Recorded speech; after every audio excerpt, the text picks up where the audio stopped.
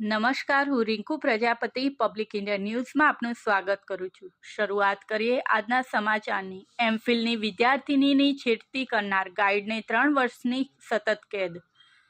સરદાર પટેલ યુનિવર્સિટીના સાયકોલોજી વિભાગમાં વર્ષ 2014માં એમફિલની વિદ્યાર્થિનીની છેડતી કરનાર ગાઈડ વિરુદ્ધ વિદ્યાનગર પોલીસ મથકે ગુનો નોંધાયો હતો। તાજેતરમાં જ આ કેસ ચાલી જતા આણંદ જિલ્લાના સ્પેશિયલ જજ તથા ચોથા એડિશનલ સેશન્સ જજની કોર્ટ આણંદ દ્વારા આરોપી ગાઈડને 3 વર્ષની સખત કેદની સજા ફટકારાઈ હતી।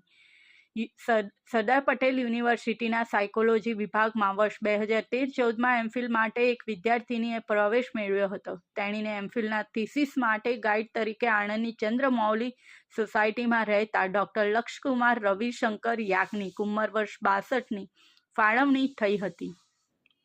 દરમિયાન તારીખ 14 ફેબ્રુઆરી 2014ના રોજ સાંજના સમયે થીસીસ અંગેનું માર્ગદર્શન મેળવવા માટે વિદ્યાર્થીની ગાઈડ ડૉક્ટર યાજ્ઞિકના ઓફિસમાં ગઈ હતી। ત્યારે પોતાની ઓફિસમાં વિદ્યાર્થીની એકલતાનો લાભ લઈ ગાઈડે તેની છેડતી કરી હતી, જેથી ગભરાઈ ગયેલ વિદ્યાર્થીની ત્યાંથી ભાગી ગઈ હતી। ત્યારબાદ તેણીએ આ અંગે ડિપાર્ટમેન્ટના તત્કાલીન હેડને જાણ કરતાં તેણીના ગાઈડ બદલી આપવામાં આવ્યા હતા।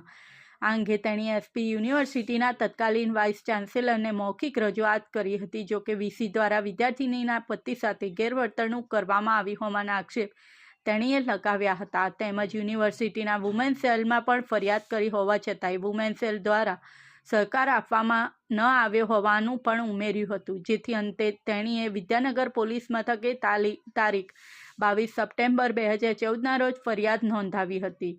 પોલીસે ગાઈડ વિરુદ્ધ ગુનો નોંધી કાયદેસરની કાર્યવાહી હાથ ધરી હતી।